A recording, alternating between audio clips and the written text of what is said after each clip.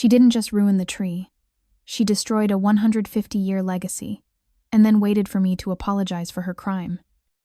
For 3 weeks, Vanessa had been living in my home under the guise of selfless care, a cruel performance designed to prove I was too senile to live alone.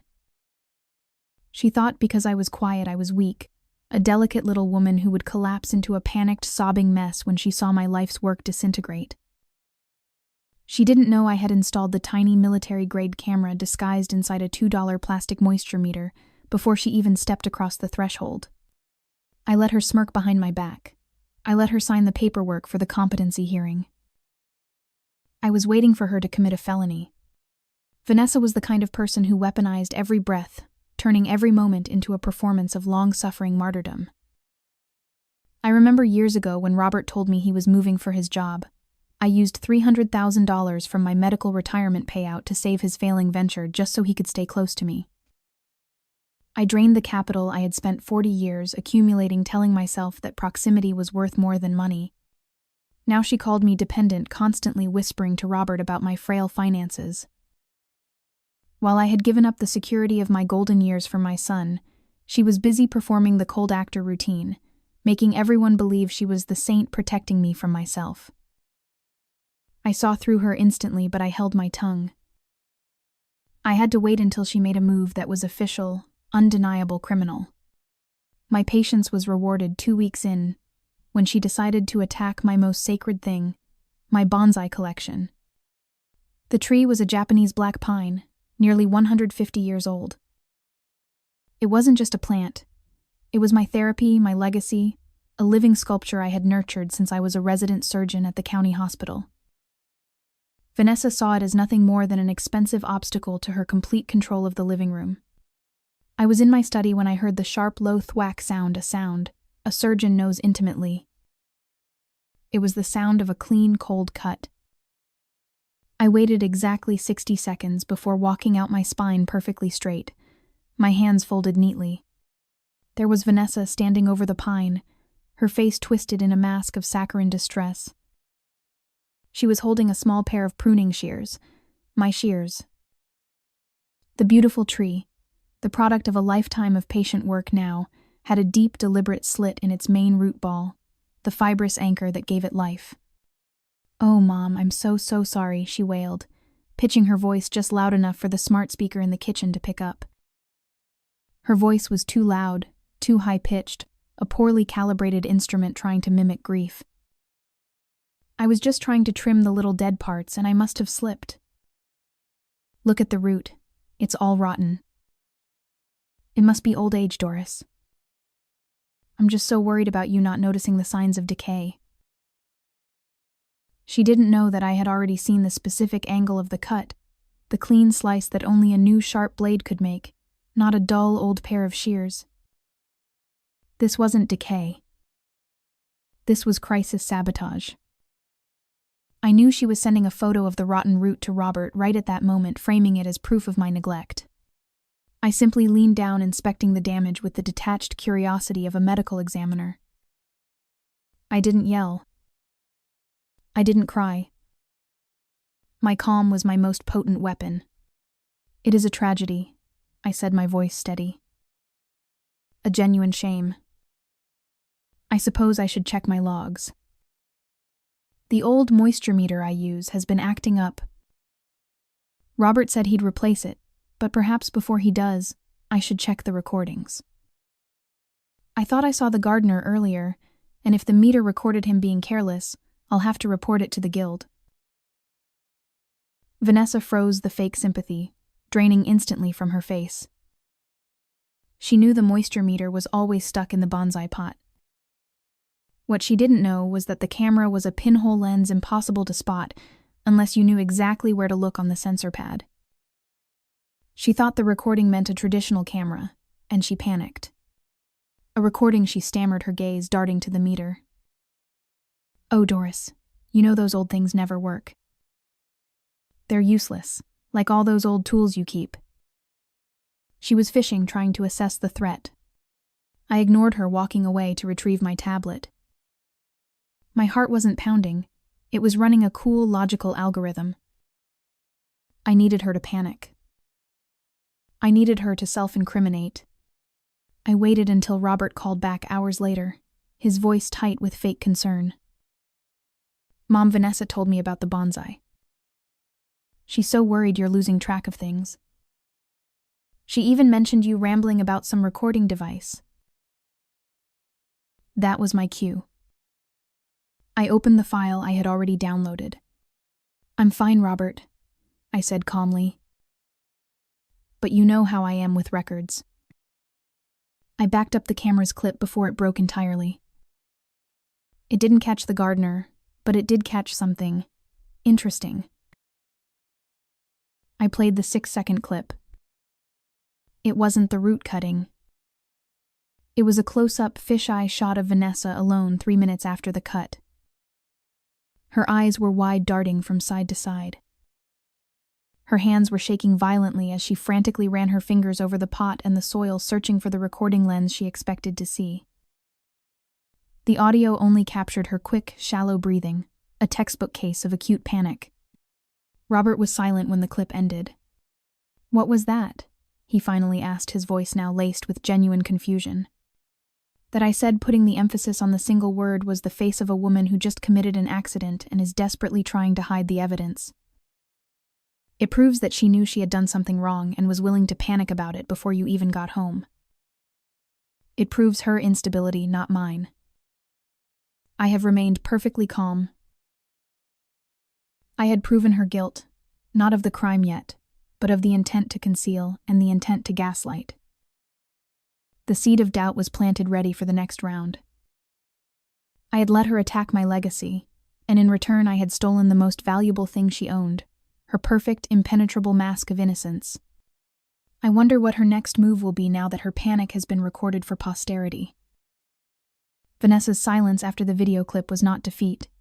It was the quiet of a viper coiling tighter before the strike. She knew the panic recording was a social humiliation, but it wasn't a felony. The shame in part 1 had simply driven her to seek the cover of officialdom. She was going to use the system as her weapon. I remember the Thanksgiving 3 years ago, when I was recovering from a minor operation. My family had a tradition, my 40-year-old recipe for cornbread stuffing passed down from my grandmother. Vanessa, instead of helping, called my entire dinner contaminated because she claimed I used old dusty spice jars. She didn't just ruin the meal, she ruined the 40-year-long tradition of togetherness and dignity, forcing Robert to host a sterile, silent dinner at their house while I ate alone. It was a joy usurper tactic, a blatant effort to prove I was too old and contaminated to contribute anything. It was because of her cruelty that I learned to archive everything and trust nothing. That is why I was ready when the letter arrived 2 days later. It was from Adult Protective Services. Vanessa had filed a report claiming I was experiencing acute self-neglect, hoarding of dangerous items, and demonstrating unstable behavior that poses a threat to myself and others. Her evidence, the picture of the dying bonsai root from the garden, and her claim that I was hoarding my old surgical tools. She had used clinical language learned from her husband, making it sound official and terrifying. This was a system exploitation, a direct threat to my fundamental rights. This was the tragedy threshold for an elderly person, the threat of losing autonomy. I didn't panic. Panic was for amateurs. I was a professional. When the APS agent, a woman named Ms. Henderson, arrived, Vanessa was already performing her martyr routine. She wore a simple gray cardigan, her face etched with a look of saintly worry, and she spoke in soft, modulated tones that implied deep personal suffering. "I'm just so relieved you're here, Ms." Henderson Vanessa whispered loud enough for me to hear from the kitchen doorway. "My mother-in-law is a wonderful person, but she's just not stable right now. Her fixation on those old tools, and the way she destroyed her favorite tree. It's the loss of function that worries me the most." Vanessa handed Miss Henderson the photo of the root. "Ms." Henderson turned toward me, her expression neutral, but her body language betraying skepticism. The agent expected a frail, defensive old woman. "Mrs." Davies, the agent said, your daughter-in-law has voiced concerns. She claims you have a collection of surgical tools that you are hoarding, and she expressed concern that they may be used for self-harm. Vanessa smiled a small, triumphant, sadistic smirk. She expected me to burst into tears and beg for mercy. I simply walked over to my bookshelf, where I kept my antique surgical instruments under glass, a display I called my history wall. Agent Henderson, I stated, my voice measured and steady like a metronome. I am a retired trauma surgeon. These are historical artifacts legally acquired and properly displayed. They are not hoarded. They are framed. Vanessa pointed to a loose antique scalpel resting on a nearby side table. That one, Agent Henderson. She leaves it just lying around. It's proof. The expectation hung heavy in the air. The agent would note the scalpel and agree with Vanessa's assessment of instability. I picked up the scalpel. I held it up to the light, inspecting the blade with the same focused calm I used to exhibit in the operating room. My eyes honed by 50 years of examining tissue, and metal didn't leave the scalpel. Vanessa is partially correct, I said, addressing the agent directly, never breaking eye contact. This is a surgical scalpel. But this is the key distinction. Look closely at the blade, Agent Henderson. I handed the tool to the agent, who took it tentatively. This scalpel is made of surgical stainless steel, properly sterilized and cared for. It is mine, I continued. The scalpel my daughter-in-law left on my nightstand last week was made of carbon steel, a cheap, non-medical grade metal you could buy at any hobby store, and it had fresh scratches on the handle. Vanessa's face went white. She opened her mouth, but no sound came out. In my field, the type of metal matters, I explained to the agent. Vanessa deliberately planted a non-medical grade, easily scratchable tool to imply I had purchased a civilian weapon for self-harm, then pointed to my own clean, sterile professional tool to validate her lie. She lacks the professional knowledge to understand the difference between carbon and stainless steel. I had used her own staged evidence to prove her malicious intent. The agent looked from the scalpel in her hand to Vanessa's terrified face, the martyr mask having completely shattered. I also have this, Agent Henderson, I said, handing her a neat typewritten binder. It is a 3-column logbook detailing all of Vanessa's staged accidents, the unplugged freezer, the intentionally left open front door, the time and date of the panic video from Part 1, and her cruel words about my contaminated Thanksgiving dinner. The agent closed the logbook, looking directly at Vanessa. We are here to investigate elder abuse, Ms. Park. Davies. I believe the investigation has shifted focus. Vanessa had failed.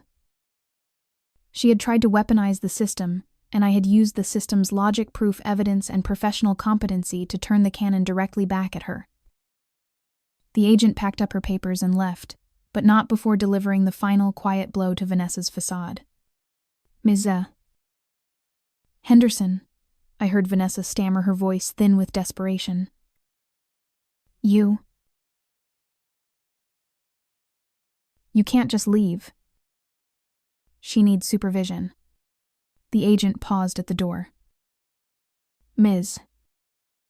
Davies, based on the evidence presented, I have more cause to report you for harassment and attempted elder abuse than your mother-in-law for self-neglect. Have a good day. I watched Vanessa's retreating back, knowing that the loss of her official APS leverage would sting more than any simple insult. She was isolated, her credibility destroyed in the eyes of a neutral third party. She knew her moral authority was gone. Now she would come for my money. But I had already planned for her greed, hadn't I? The failure of the APS attack shattered Vanessa's self-image as the victim and drove her to the one thing she truly cared about: money. She had failed to destroy my dignity. Now she would try to destroy my financial security. Her arrogance was about to encounter my archivist mindset. My relationship with money had been forged, Not in bank vaults, but in the sterile focus of the operating room, where one wrong move could cost a life, not just $1. Years ago, my son Robert had been utterly convinced by Vanessa that I was financially incompetent. This led to his decision to unilaterally remove me from the signature card on our largest savings account, the account I had built over 25 years of surgical practice. It wasn't just about the money, it was about the public humiliation and the total isolation. I remember the pain of the son I had sacrificed $300,000 for missing my 70th birthday, because Vanessa had convinced him I was manipulative and was using the party to trap him into giving me money. This emotional isolation was the groundwork for her grand financial theft. The new attack came subtly. Vanessa convinced Robert to add her name to my main joint checking account, under the pretense of paying bills efficiently since I was too forgetful to manage the digital payments. I let her do it. I had been waiting for this. 2 days later, she approached me in the kitchen holding her phone with a smug, victorious look that made my stomach turn with surgical precision. She was a social parasite feeding off my resources while acting as my executioner. "Mom," she said, her voice dripping with artificial regret, "I just had to do something drastic." I transferred $80,000 out of the main account. "It's for my emergency surgery. The insurance won't cover it." She shoved the phone screen in front of my face, a screenshot showing a transfer successful notification for $80,000 complete with a timestamp. She expected panic hysteria or a desperate call to Robert that would only make me look hysterical and unstable. She expected me to lose my mind. "That's our money now, Mom," she whispered, her eyes shining with sadistic pleasure. "You won't even notice it's gone. Now, if you'll excuse me, I have to go call the hospital." I did not flinch. I did not scream. I looked at the image, focusing my eyes not on the number but on the formatting, a habit drilled into me from 50 years of proofreading complex surgical reports.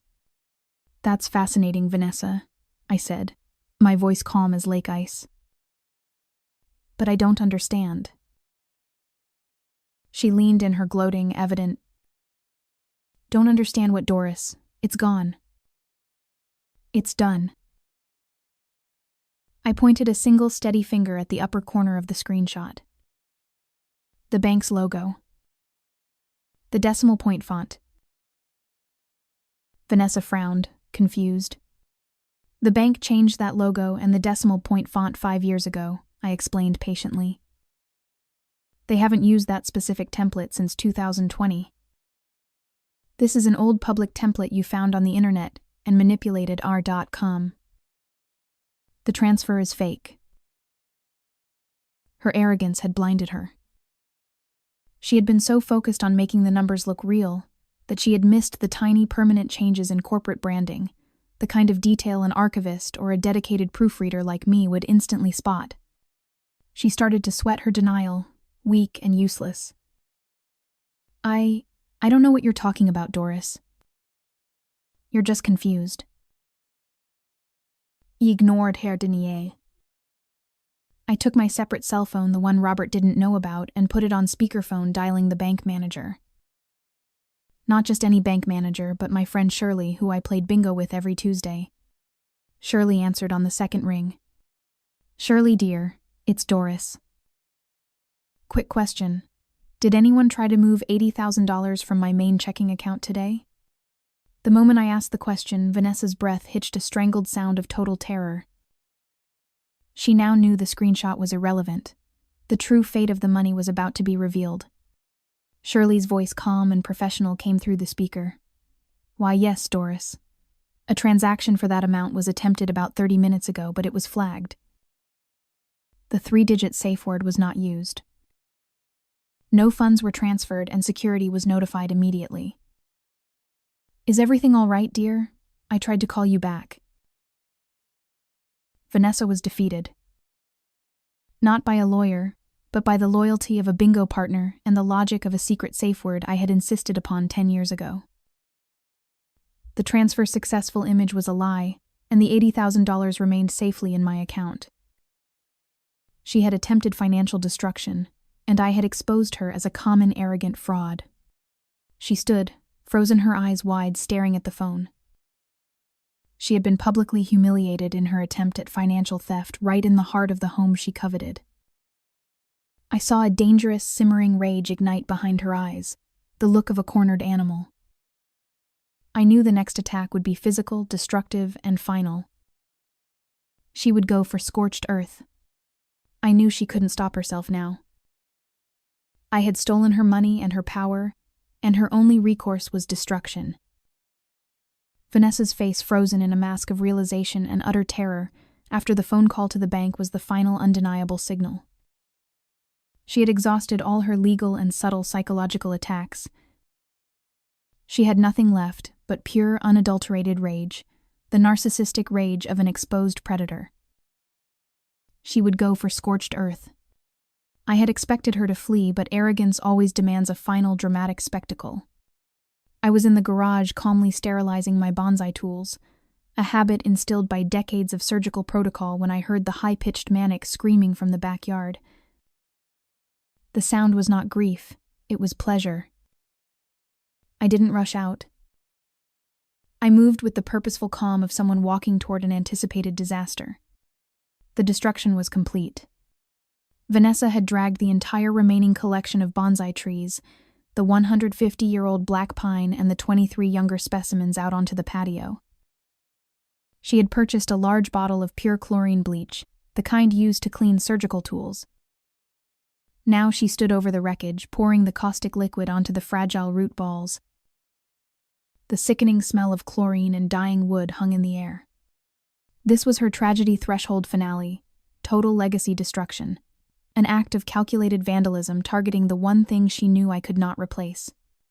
She turned and saw me standing there, my expression unreadable. She immediately switched into a terrifying false rage routine designed to scare Robert into committing me. "Look what you made me do," she shrieked, her eyes wild, pointing the empty bleach bottle at me.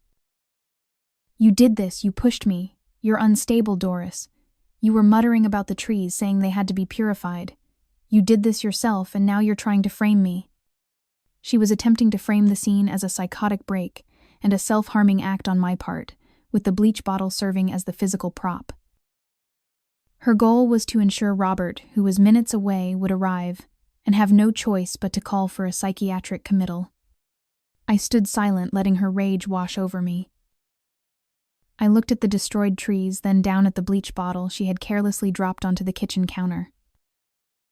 It was uncapped. Robert burst through the door moments later, horrified by the smell, the destruction, and Vanessa's manic performance.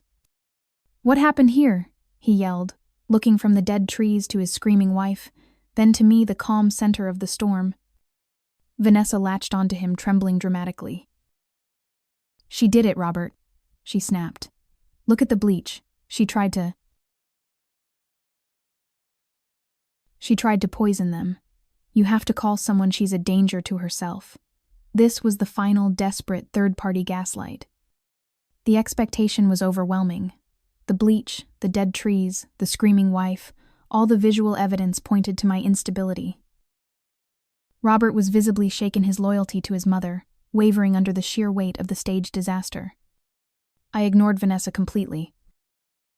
I walked over to the kitchen counter where the bleach bottle lay. I picked up the bottle and held it between two fingers, my eyes fixed on the cap, not the liquid. "Robert," I said, my voice cutting through Vanessa's hysteria like a scalpel. "Look at the cap. Look at the threads." Robert looked confused. Vanessa tried to grab the bottle, but I held it away firmly. "Look at the threads of the cap." "They are still wet," I stated. "When you work with dangerous chemicals, you always clean the threads and the opening thoroughly before replacing the cap. This prevents corrosion and accidental poisoning. It is the very first rule of surgical hygiene. It is the rule I have followed for 50 years. I held up the bottle again. "The threads are wet. Robert, I am a surgeon. I do not make that mistake." "She does." The air went dead silent. The truth was not in a fancy video or a legal document, but in a tiny, mundane detail that only a hyper-competent expert would spot. Robert knew my habits. He knew my obsession with surgical cleanliness. He knew I would sooner die than leave a toxic bottle uncapped and wet. The sheer, undeniable logic of that single wet thread shattered his last shred of belief in Vanessa. He looked at the destroyed trees, at his mother's calm, steady face, and then at Vanessa, who had dissolved into quiet, shaking terror. The realization of the depth of her betrayal, that she would destroy his father's old hobby and frame his mother for insanity, crushed him. "Get out," Robert said, his voice flat broken. "Take your things and get out of my mother's house.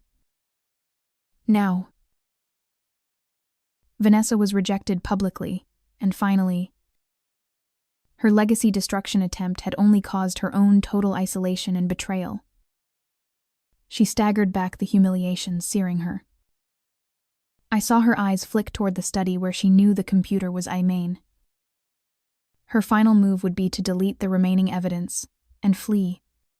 I had let her burn everything down to the ground. Now I would simply watch her try to bury the ashes.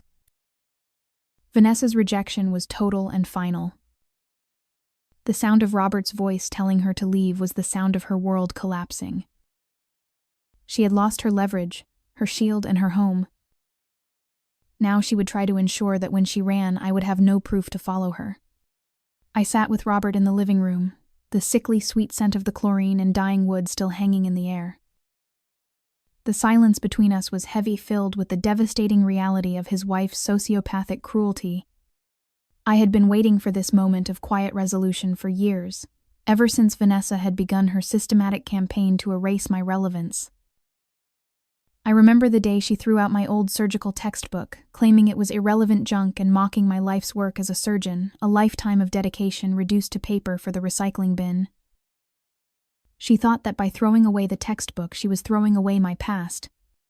She didn't know that the complex, methodical thinking inside those pages was precisely the logic that was about to destroy her. Robert was shaking his head, staring at the floor.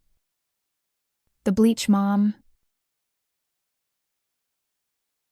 I can't believe she would frame you for that.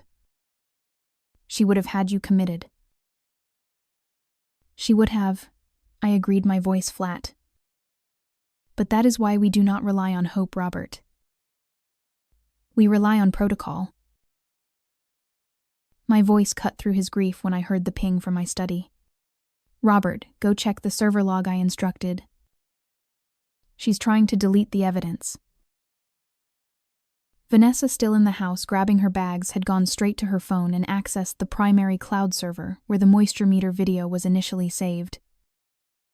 She believed that deleting the file from the cloud would erase it forever, making the destruction of the bonsai an unprovable act of vandalism.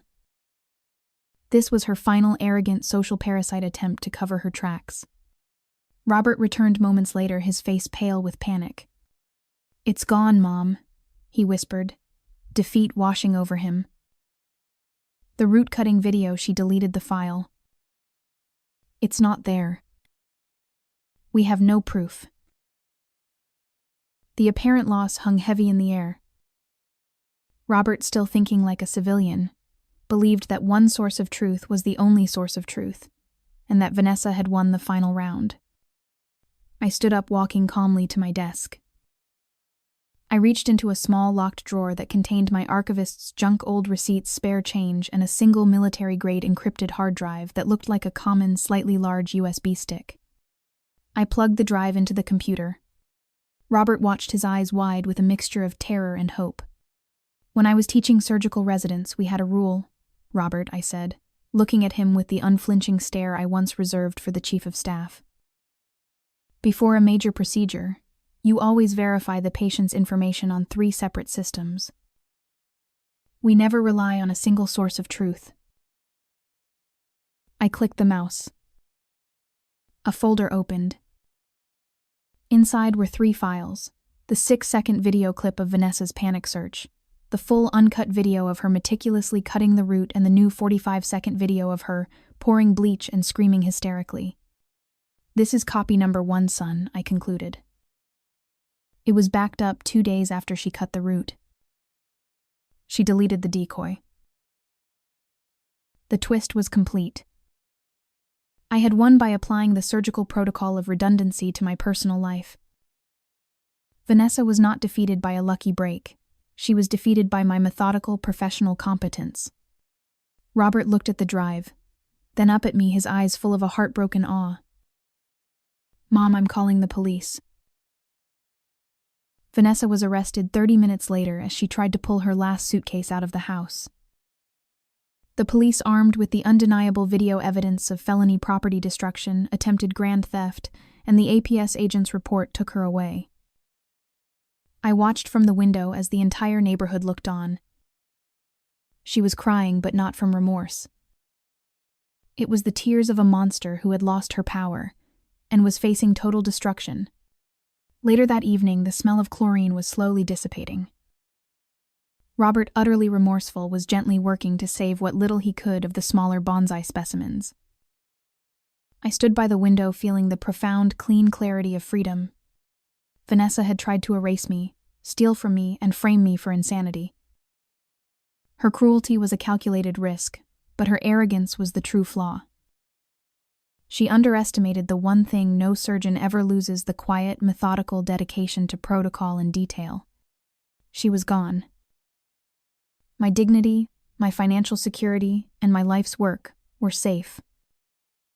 I had not just survived her attack, I had used her own destruction to rebuild my life stronger than before. I look at this empty room now and feel a vulnerability I've suppressed for 75 years. That kind of sustained cruelty leaves a mark, doesn't it? If this story helped you realize you need to protect your own life's work, please like this video and share your thoughts on fighting for your own legacy in the comments below.